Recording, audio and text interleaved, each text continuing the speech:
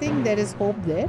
And in terms of also a bottleneck which we have been facing over several years is containers, especially exporters were having problems of container availability.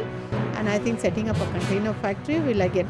So overall, if you really look at it, they've gone threadbare to see what were the issues that the industry was facing and what was needed to support it.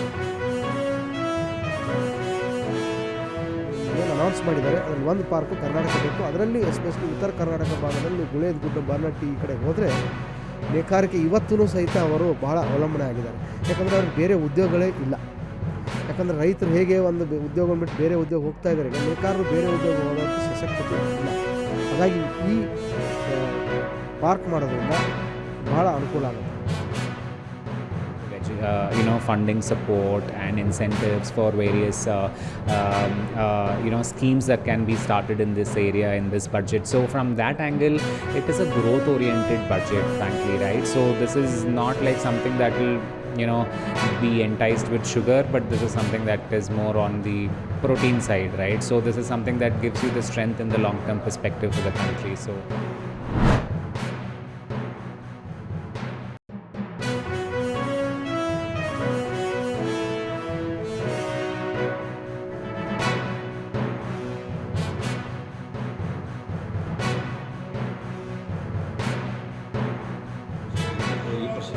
ಈ ವರ್ಷದ ಬಜೆಟ್ನಲ್ಲಿ ಕಂಡು ಬಂದಿದೆ. ಹೆಂಗೆ ಅನಿಸ್ತಾ ಇದ್ದೇನೆ sir ನಮಗೆ?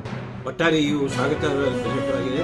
ಅಭಿವೃದ್ಧಿ ಮೂರು ಕರ್ತವ್ಯಗಳನ್ನು ಅವರು ರೂಪಿಸಿರುವುದರಿಂದ ಈ ಕರ್ತವ್ಯಗಳ ಮೂಲಕ ದೇಶದ ಆರ್ಥಿಕ ವಿಕಾಸವನ್ನು ಇನ್ನಷ್ಟು ವೇಗವಾಗಿ ತೀವ್ರವಾಗಿ ತೆಗೆದುಕೊಂಡು ಹೋಗಿ 2047 ಆರ್ಥಿಕ ಗುರಿಯನ್ನು ಸಾಧನೆ ಮಾಡುವ ಪ್ರಧಾನಮಂತ್ರಿಗಳ ಈ ಮೂಲ ಕನಸಿದೆ.